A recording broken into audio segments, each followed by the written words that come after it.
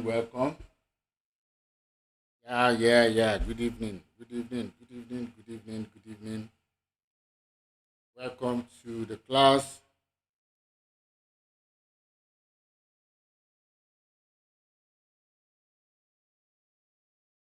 Welcome to the class.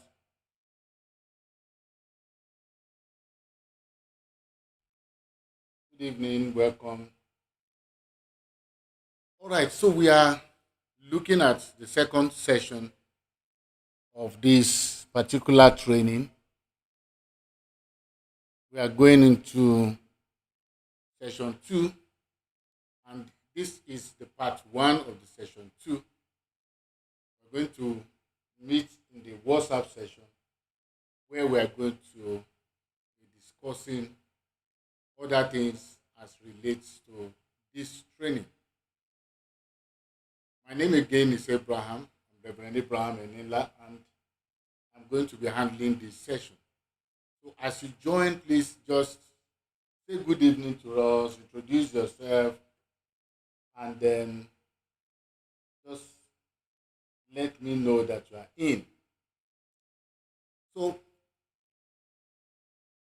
we are discussing discipleship strategies and framework.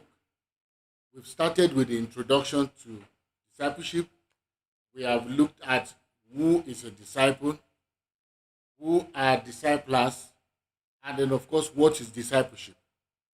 We've also looked at the biblical foundation for discipleship.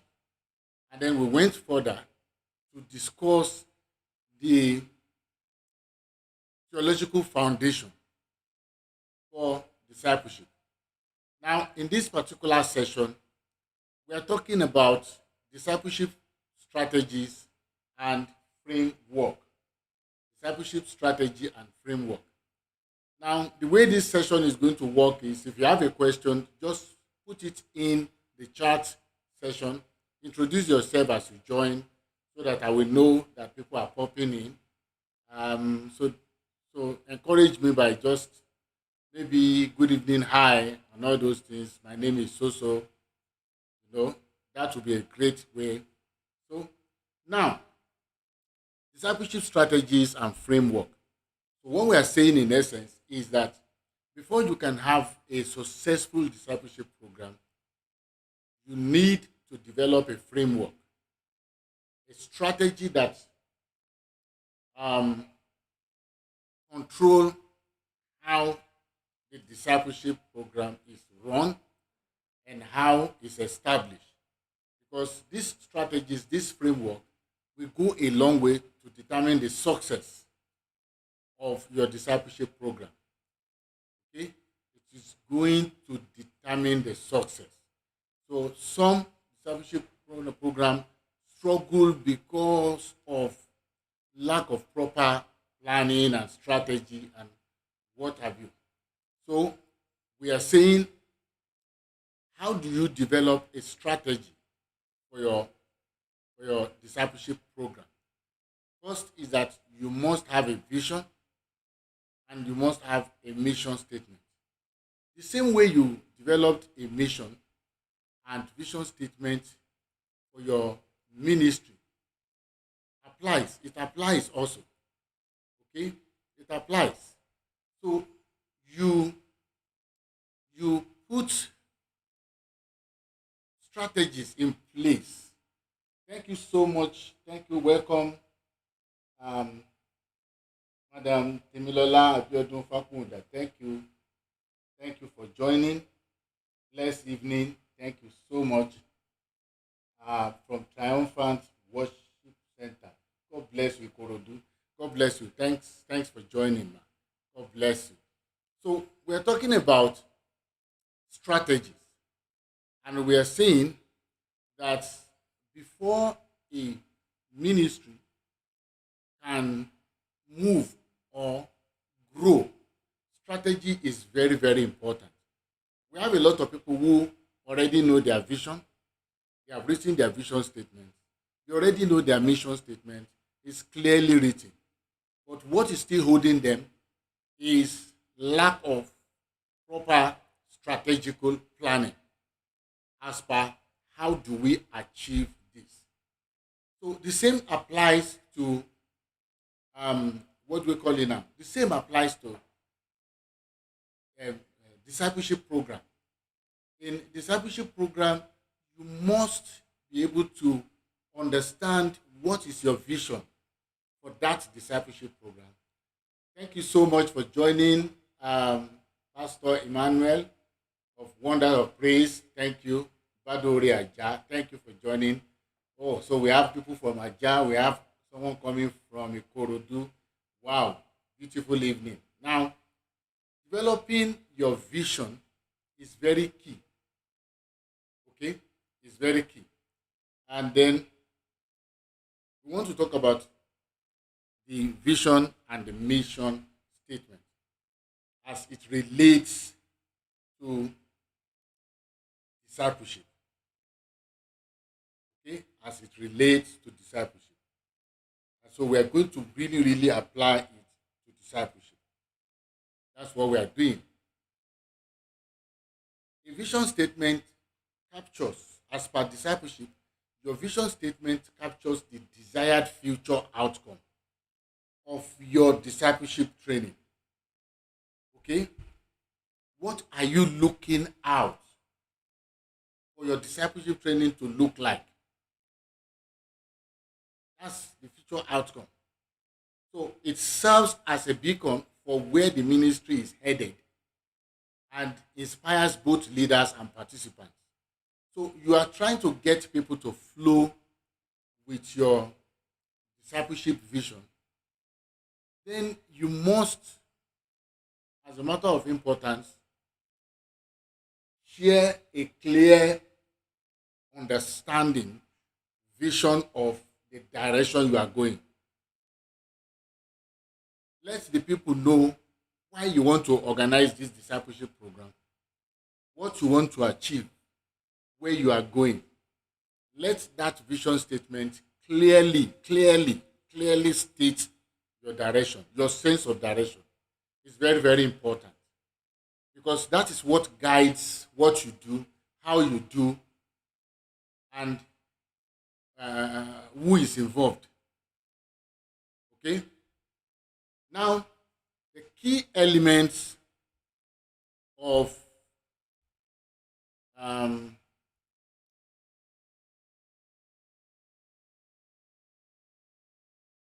me see.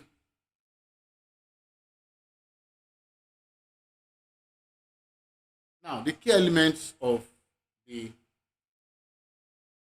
vision statement. So, what are the things that comprise a vision statement?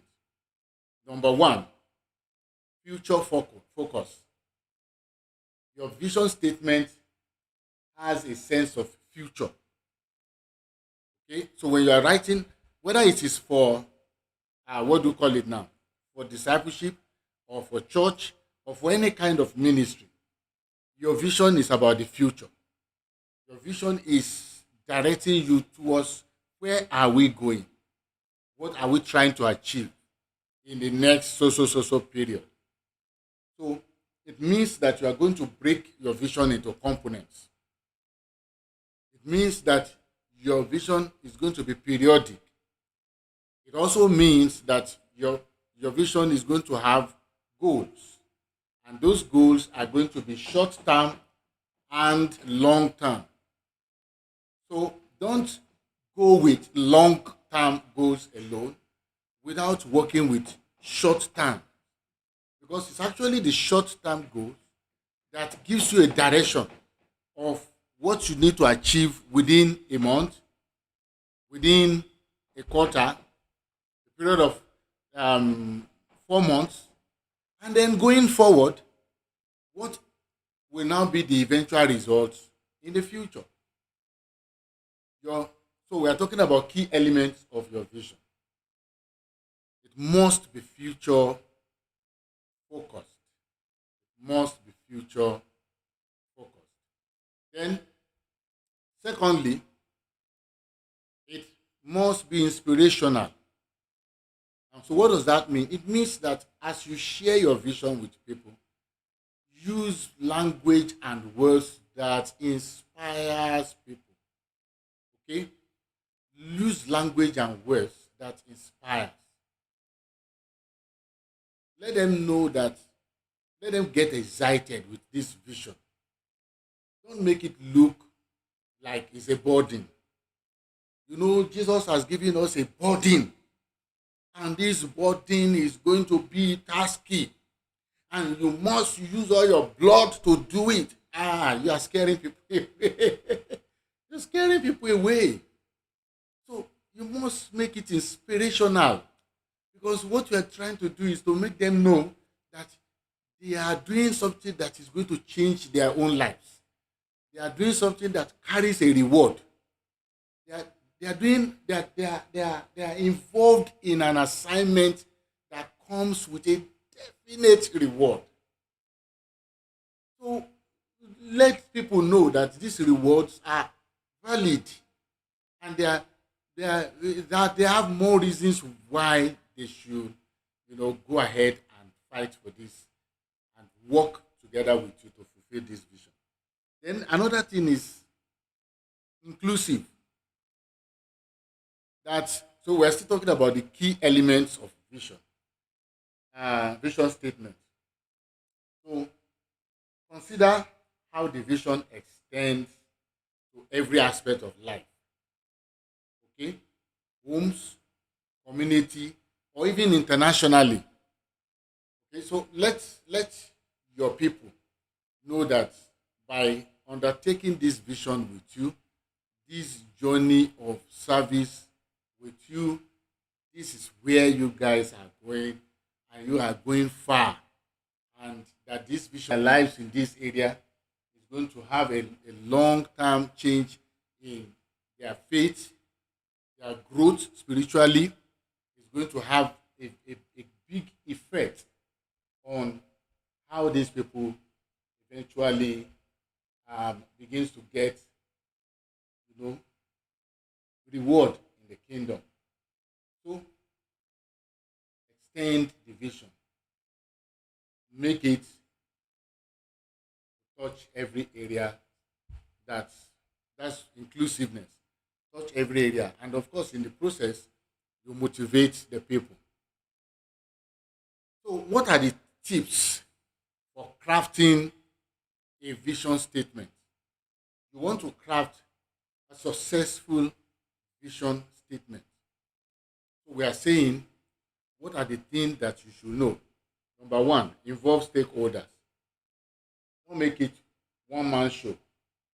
I don't know. There are many people who say they have vision and nobody is buying in, because there must be a buy-in. Okay? There must be a buy-in. Welcome as you join the class, please. You can introduce yourself. Let's just know who is with us, who is watching. Thank you. God bless you. So, and you can also ask question in the chat session. I will gladly respond as I see your question. Now, people are not buying in, and the leader is struggling. It's like, why do I have a vision that I'm trying to sell to people?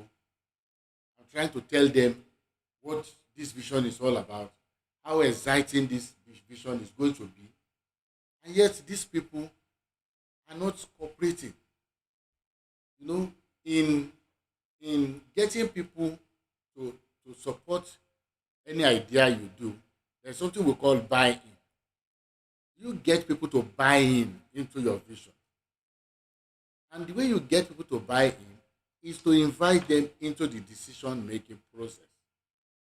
Okay? So at the point where you are crafting this vision, involve stakeholders.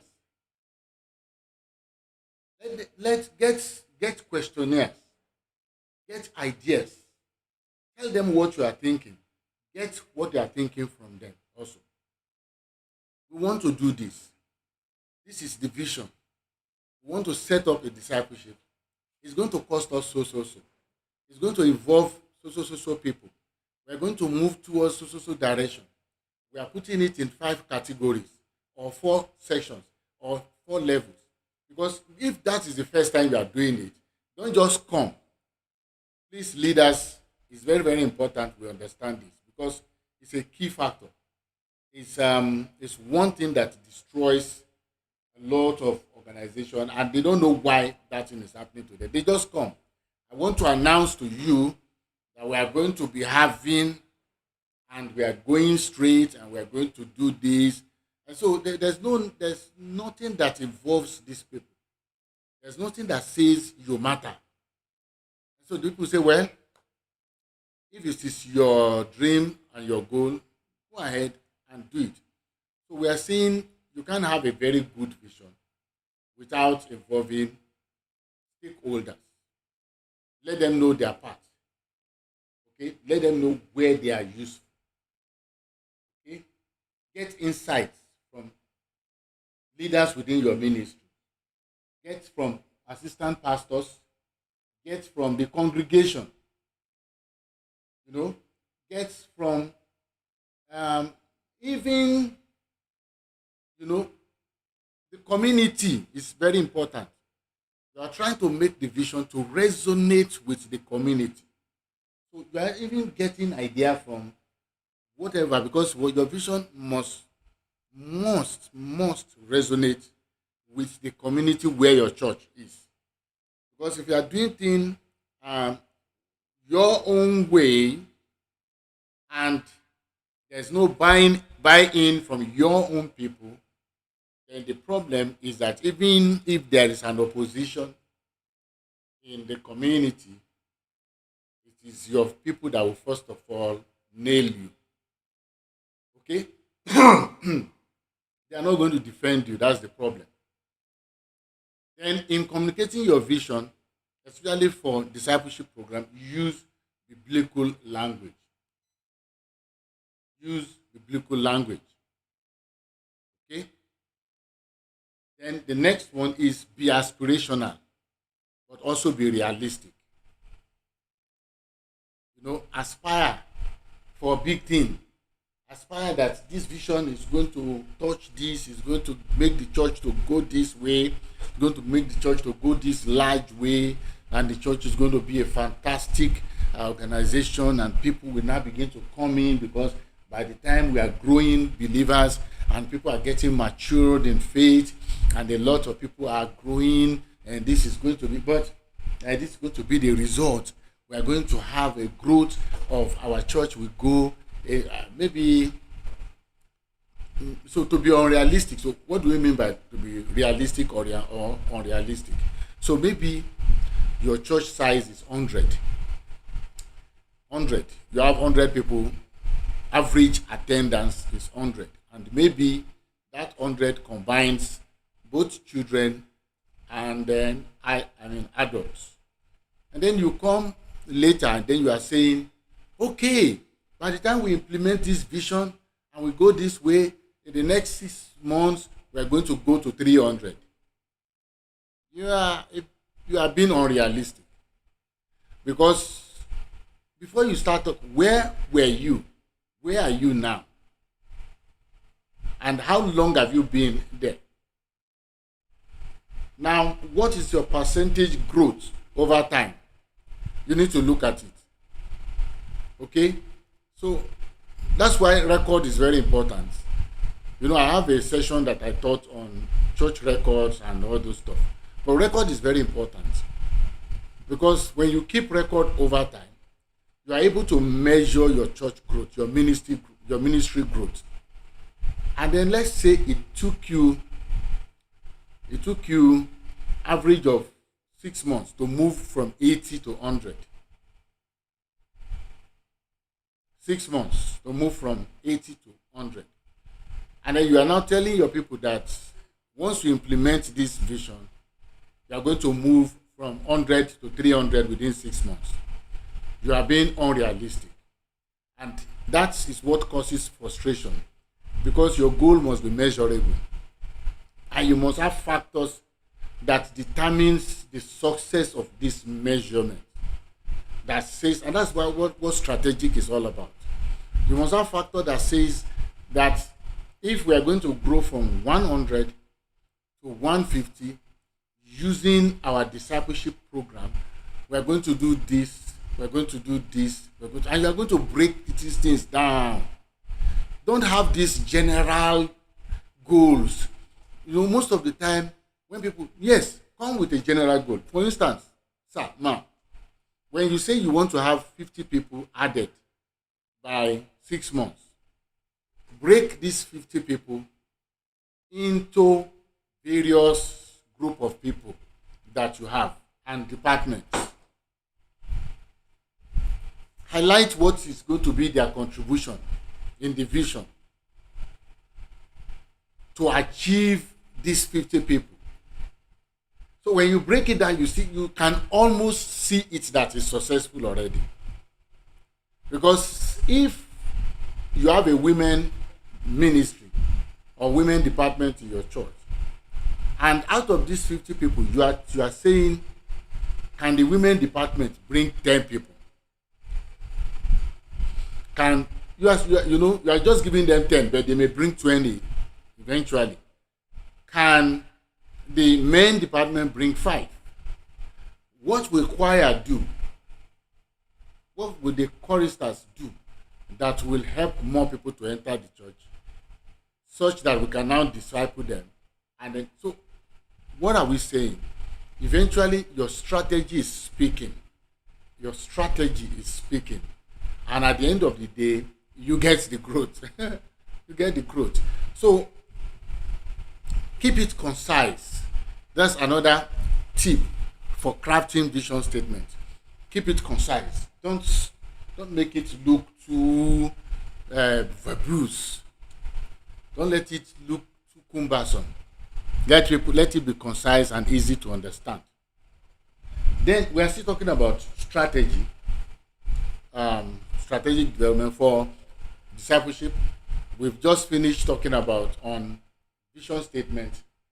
Now, the mission statement. The mission statement defines the church purpose in making disciples. So you have explained what you want to achieve in the future in terms of the discipleship program. Now, you are now using your mission statement to even say this is why we want to do it and this is what we are going to do. So your mission statement outlines what you do, who you serve, and how you impact your community for Christ. Okay? What you do, who you serve, and how you are going to do it. So you can see that with your mission statement, you are clearly showing your people how you are going to fulfill that vision. That's what you are simply saying. This is how we are going to achieve this vision. This vision that we have set out for ourselves. This is how we intend to achieve it.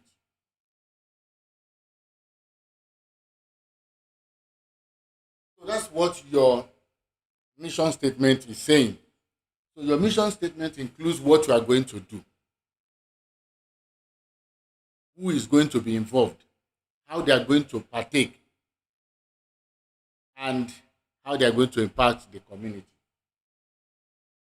So the key elements of your mission statement includes purpose-driven. So your mission statement must be purpose-driven. You clarify the core purpose of your discipleship ministry. You highlight, number 2, action-oriented. In other words, it means you highlight the key activities, things that you are going to do within that mission, within that discipleship program, things that you are going to do, things that you are going to do. You are going to mentor, you are going to teach, you are going to do outreach. So your vision, your mission statement states what you are doing and how you are going to do it. So that's why clarity is very, very important. Then, community impact. Your mission statement emphasizes how this discipleship program will transform individual and extend to the broader community. Every person you meet wants to be involved in anything that will change people's lives. That's just one thing about normal. Every good intended person that comes with good intention wants to be part of anything you are doing that will impact the community positively. So you must involve community impact in your discipleship program. When you are drawing your mission statement, you must let your people know how this your vision is going to impact the community for Christ. How it's going to change their lives. You must be able to explain it. Yes, you must be able to. You must be able to show it.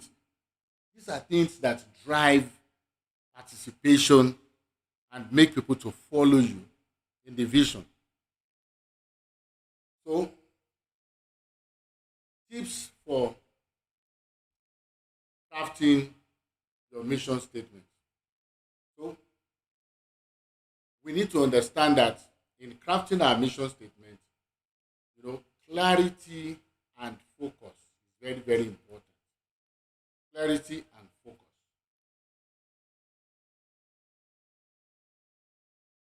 So, this mission statement that you have written, don't make it look complex. Don't make it look unfriendly. Don't make it look too vague, too bogus. Don't let it look like it's deceitful. Okay, don't make it bogus. It's not deceptive. It's not deception. It's clear. It's truth. Let that clarity be there, and let it be focus driven. Let them know. That's why you are defining everything you are doing. Then let it align with your church values. Okay, don't do anything that contradicts your church value, no matter what. Even if your stakeholders are advising you, oh, this is what we should do, and this is what we need to do. And when we do things like this, that's why you have values in church. Okay? Values are way of life, standard and belief system. What you value, what you place importance on. So you as a church, there are certain things that you have as values. Then the value starts from the leader. The leader has personal values, preference, and belief system. So they say that a ministry, a church, or a system cannot grow beyond leadership. So the reason is because whatever it is that the leader is what his organization will reflect. Who the leader is what the organization will reflect. So the organization cannot grow beyond the leadership that is over it. So that is why the leadership, the value system of a leader is very, very important, because it will affect the church itself. It will affect how your people respond to things, how they behave, how they see things. So, but whatever you are crafting in your mission statement, once you pass a value system from yourself down to your congregation, whatever it is that you are doing must not go out of your value system. Otherwise, people will begin to look at what you call values and what you are doing. Okay? For instance, there are things that Deeper Life will not do because of their value system. There are things that Redeem will not. There are kinds of programs they will not do, even if they are targeting it towards their discipleship program, winning soul, discipline. They're not going to do it. So that's what we are saying. We say, don't let your mission statement go out of your value system. Okay? Another thing is, so let it align with your church value. Another thing is a measurable goal. Your discipleship program is measurable. That is your mission statement. You have we are still going to discuss more about this. So it's measurable. Then inclusive dialogue. All right. Okay. that's about mission statement. So let it include dialogue, engage a broad spectrum of church members in the process of ensuring a shared commitment and understanding. Now, before we go into this, let us look at an example of a vision statement. Although I don't have it on the slide, but I'm just going to say it out. And maybe we can learn from it, and it will help us to understand how to craft our vision statement. So, this is a sample discipleship vision statement, and I'm going to read it out. We envision a future where every heart embraces the love of Christ and every home become a sanctuary of hope and transformation. Our community will be thriving, inclusive family of believers, each one growing in faith and joyfully guiding others on their spiritual journey. Together, we will inspire a movement of discipleship that radiates the light of Jesus to every corner of the world. That's a sample discipleship vision. It says, we envision a future where, okay, let me see whether I can put it in the chat. Let me copy and put it in the chat. So maybe we can read it in the chat session, what I'm saying. Let's see whether it goes. It says that it's longer than the text. So maybe I'll just reduce it. I'll pick it. I'll pick them in batch. So let's see how this goes.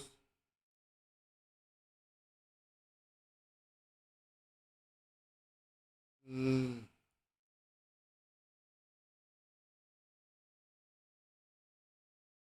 so I'm trying to edit the session they said cannot go. So this is the first part of the vision statement I'm reading. You see it in the comment section. We envision a future where, so you see, you don't have to use the word future. It's not that it's compulsory that you use the word future. In your statement. I especially welcome our pastor, Apostle Kofi from Ghana. Thanks for joining Accra, Ghana. Glory Chapel International.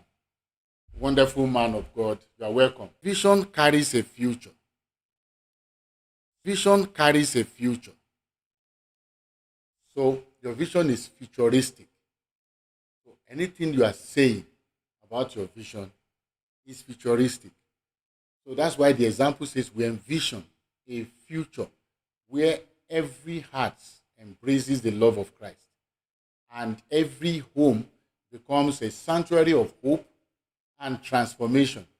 Our community will be, so you can see that the community inclusiveness is coming in. That's why we say the key element of a vision statement. So when you look at this vision sample, the vision statement sample, you will see that inclusiveness is there. Our community will be thriving and inspiration is there.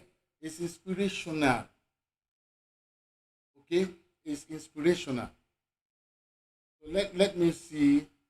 I grab the other part and see whether it will capture everything or it will still deny some other part of it. Okay. So we are still talking about sample.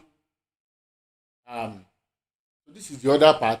We said each one growing in faith. So when you move from our community will be a thriving, inclusive family of believers, each one growing in faith and joyfully guiding others in their spiritual journey. Together, we will inspire a movement of discipleship that radiates the light of Jesus to every corner of the world. That's a vision. It's fantastic. It's worthy of followership. Okay? So that's a vision. It's a sample vision. So you can pick this vision statement, prototype, you can pick it and look at how you will craft your vision, your discipleship vision statement. Okay? So now we're going to look at mission statement, a sample of mission statement, and we're going to see how the key elements appear in the crafting of the mission statement.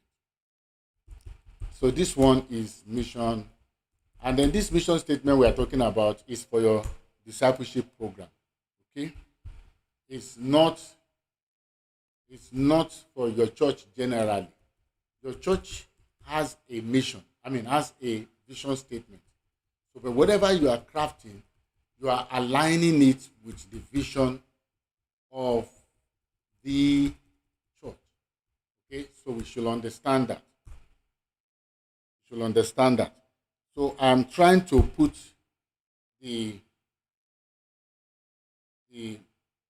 mission statement into on the chat session so that I can also read that out for us to see how we can adapt also. All right. So the vision statement says,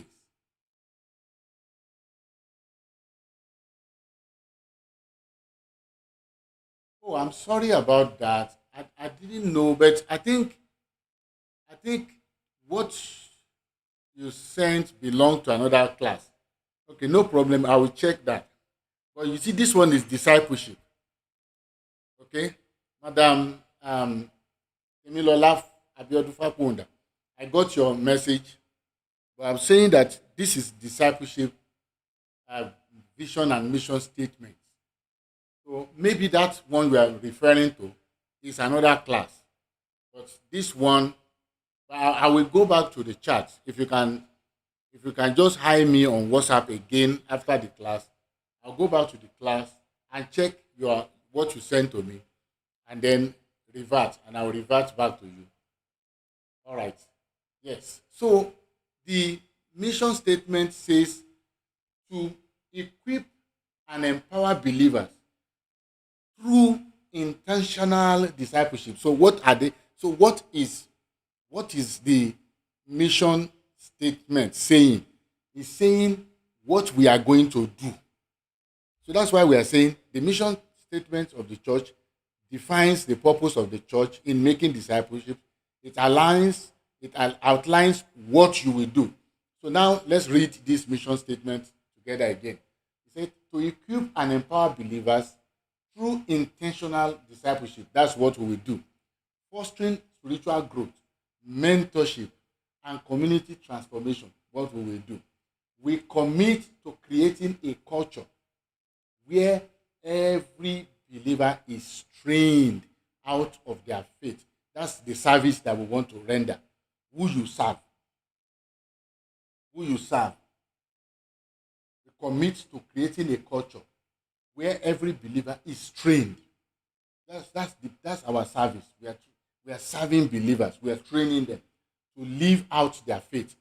So your discipleship program is like a school where every person that identifies with the church, that is going to fellowship and is going to be a Christian and is going to work as a member, as a workforce member in the organization, is what you are saying is whatever it is that you are doing it for this purpose. So that you are outlining, you are clearly showing your intention, what you are doing, and that's what your discipleship mission is saying. So we commit to creating a culture where every believer is trained. We are going to train people. We are going to use our church resource to train people and make them better. We are also going to disciple others and impact families. Can you see their scope?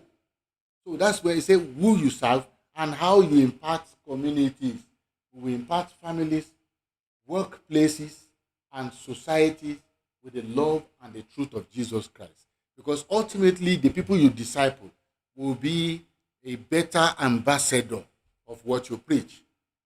Why do people do something nasty outside and then they'll say, this is a member, and this person calls himself or this person calls herself a member of this church, and he or she is doing this, and then it's like a kind of a disappointment on the church's name and value.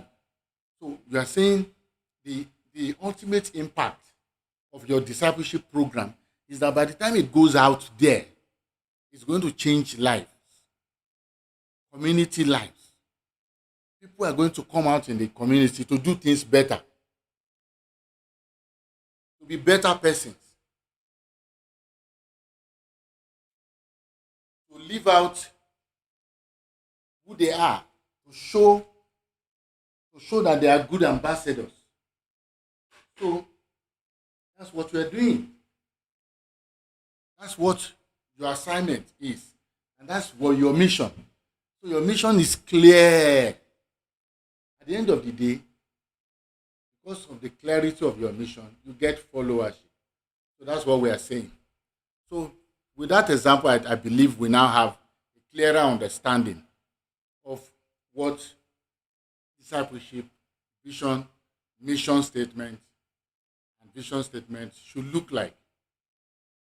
Now, strategic planning for discipleship. How do you plan to succeed? If you want to succeed, you must plan to succeed. Before you plan your program, planning to succeed is also a key factor. Have you ever heard the word somebody is planning to fail? Yes. Because if what the person is doing is showing a direction that the person is not going to succeed, then you can confidently say this fellow is planning to fail. So apart from planning your project, you also plan to succeed. So planning to succeed is strategy. That's what we are saying. Planning to succeed itself is the strategy, because you are now saying this thing that we are planning to do, how do we plan to make this thing to be successful? To bring out the goal and to ensure that we get it right.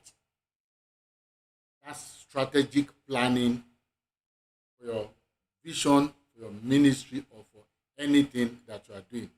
So now let's look at strategic planning. A robust strategic plan will help bridge the gap between the vision and the mission versus mission, and of course the actionable initiatives. Actionable initiatives. So the first framework that I want to advise us to adopt is called the SWOT analysis.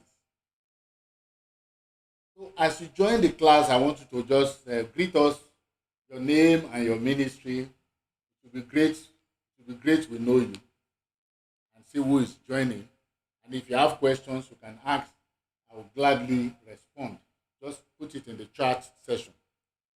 So I said, if you are planning to succeed, there are frameworks that come in your strategic planning. The first one is called the SWOT analysis. And what does that mean? You look at your strength, you look at your weakness, you look at the opportunities around you, and you consider the threat. SWOT analysis provides a clear picture of your current discipleship practices and the environment in which you operate. fantastically you need to do this. I mean, you need it. What is your strength? That's what you are looking. What are the advantages that the church has? Okay? What are the internal strengths? Maybe in terms of discipleship. Do you have experienced people? That can be your strength. You have workers who are quite experienced that if you say you want to start a discipleship program, they will be there to now work with you and support you. That could be your strength. You have a strong community bond. I remember some years back, I had a church somewhere in a very remote place. Usually it used to take me and my family 2 hours to 2.5 hours to arrive. And it could be 3 hours because if it rains, the ground will be slippery. So it's always very tough. Welcome, sir. Akindoko. God bless you, sir. Good evening. Thanks for joining from Arepo Anglican Cleric. God bless you, sir. We celebrate you. Now, so we're talking about SWOT analysis. And so I was talking about my experience. It was a far journey. I mean, always a far journey. And if it rains, it takes. There was a time that we couldn't take our car because the road was slippery and we couldn't go through. We parked our car far away from the church location.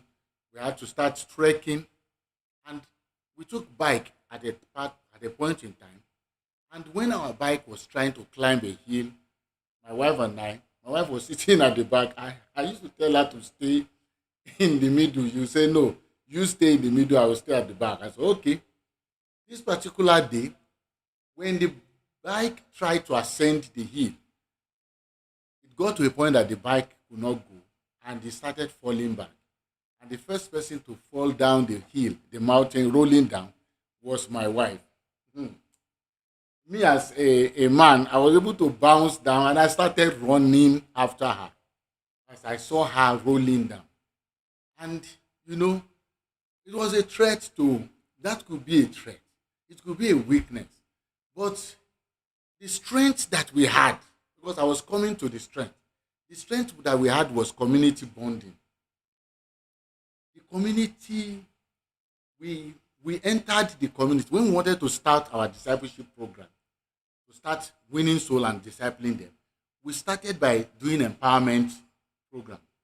I was the one. I went to somewhere.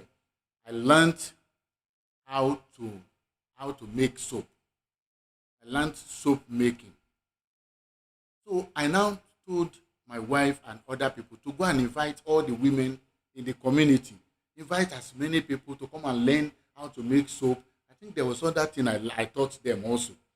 And so pastor that is making soap. So I was singlet. This one I wasn't carrying Bible. Come and see women. And you know that the wives of Afas, the wives of different people, they entered the church. In fact, some of them, when they came to the door, they said, can we enter? We said, you're all welcome. We welcome, enter. We even told them, we said, go and all of you go back home, carry one bottle, because we are going to give you soap after you have finished learning. And they walked in, and we had a large crowd, and pastor was teaching them how to make soap, and I was turning, and I was and I did all those things. But when I was doing that, I didn't know that there was something that I was doing, that the positive side of it was that we had community bonding. It created community bonding. So these women, these wives of our fast and this didn't come to the church. But the community embraced us, gave us all the necessary support that we needed. If we say, we want to do an outreach program, they'll say, anywhere you want to use in this community, pastor, you will use it anywhere without paying a dime. What you have done to our women in this community, we can't pay you. Ha! So this can be your strength. So community bonding may be your strength. Okay? And you may also have, like in form of strength, dedicated um, um, workforce leadership. You know, your workforce, your members are, your leaders. You have people who are very dedicated. Thank you so much. Welcome, Janet, Michael, Pastor Mrs. Janet. God bless you. More grace. Evangelist Michael from Magudo. God bless you. Thanks for joining. So what I was saying is get to know what are your strengths so that when you are strategizing, you know what is your strength, okay, in your strategic planning. Then what is your weakness? What is your weakness? Identify internal challenges or areas that needs improvement, okay, or limited resources. Maybe you have lack of training programs, structured training programs. You have low participation in many of your programs. Identify them and think of how you are going to solve that problem. Because if you establish a vision and these things that are weakness, you have not taken care of them. You've not been able to ask the right question. Why do we have these weaknesses? Okay? Why do we have these challenges? I celebrate you, Prophet. My Prophet, welcome. Thank you. Welcome from Magodo Phase 1, Lagos. Thank you so much for joining. So, what are the weaknesses? You look at them, you sit down, and you consider what is the church strength, what is the weakness of the church. I've itemized strength. I even told you some of the things that were threat, weakness to us, in terms of even the community, the structure of the community when we were doing our work wasn't very encouraging. But our strength was community bonding. The community said they will do anything to support us. Why? Because we did empowerment that impacted the lives, and we continued. It wasn't a one-time thing. We continued. We kept on impacting. We will take a market location. We will empower women, empower. Church, and do you know the funniest thing? The church became an envy in the community because they were envying the church. And you know why? We had a church in the same street of where our church was they said they've been there for 7 years. But the total number of persons that worship in the church is 20-something, 22 or thereabout. After 7 years. And one day, when I was just coming after, the pastor said, welcome to this community. Oh. This community is hostile. Oh. You see this community, I've been here, and then this. I said, sir, if it is God that is calling us to this community, it will help us. And believe me, we went through, by the time we were doing our first year anniversary, to the glory of God, our first year anniversary in attendance, 128 people. I can't forget. 128 members, both adults and children. We had more adults in our church then than children. 128. First year anniversary. And that tells you how much cooperation we had from the community. Sir, ma, let your community like your church first. It will grow. Maybe this may be an insight for somebody. Let your church be a friend with the community. Okay. So what are the opportunities? That's another SWOT analysis you want to do. What are the opportunities you are looking at? Then what are the threats? Opportunity you look. So strength and weakness, they are internal things. They are internal. So whenever you are looking at strength and weakness, think of internal factors. They are internal. They are internal factors. Then opportunities and threats are external factors. So you look externally for areas of potential growth, community outreach possibilities. Those can be opportunities, partnership with local organizations, those can be partnership with the community leaders, landlord association, you know, anything that you can do. You can increase your digital engagement. Your church may begin to talk more to people online. And even some of these people that you can do targeted.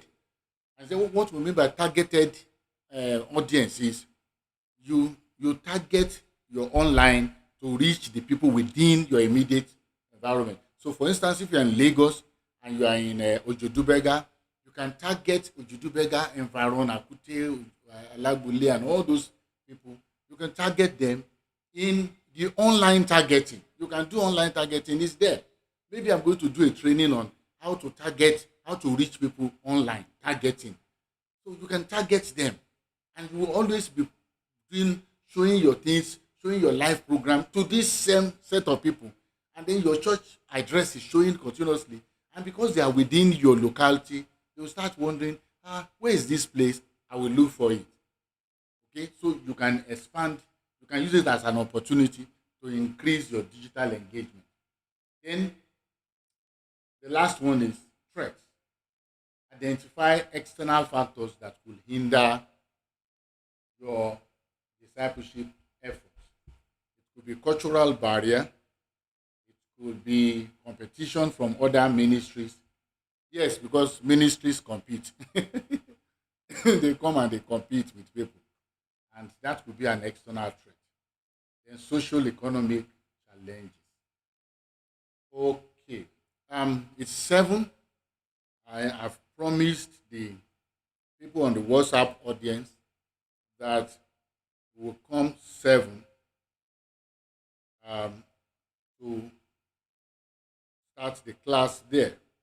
So if we have any question, we can take it to the chat session in the WhatsApp, or you can even drop it as a comment here. I will always see it because all my comments will show even after this. And this, for those who joined this late, this is also going to be this video. The link to replay of this video is going to be shared in the WhatsApp group, so that you can also watch from the beginning to catch all the things that we have said. Very, very technical things. Technicalities are involved in doing even ministry, sir, ma. They are involved. Spiritual is key. The technical aspect is key. Okay? It's key. So as you bring all these factors together, you grow. You grow. I told us how first year, 120. And how many people went there? You know, this wasn't a personal ministry. The testimony I shared with you about the church, I said was redeemed. Okay? I was sent with 1, 2, 3, 4, 5. Then my wife and I. We were about 8 people that started the church. Only 8, coming from different places. The closest person to the place travels 1 hour. But we travel 2.5 hours, and if there's rain, 3 hours. And you know, we went through first year anniversary, and it boomed 120 because of strategic planning. Where every time I meet with these 8 people, we're always talking about what we want to do. What can we do? This is what we are doing. I lay down the vision. I know the Redeem has a vision. Then I brought a vision for that local church. By the time we were doing the second year anniversary, we were 180 something. 180 something. So it means between 1 year we added another 60 people or plus. And then we started moving from there. By the time I was leaving, we were 200 and something plus. I handed the church over with 200 plus members, 2 years plus. It's not because I'm a very fantastic preacher. Hallelujah! If you do this, no. It was just about being strategic, planning to succeed, working with your people, making them to understand the direction you are going. And the success is certain. Because with God, if it is God that sent you, I succeeded. God bless you, sir.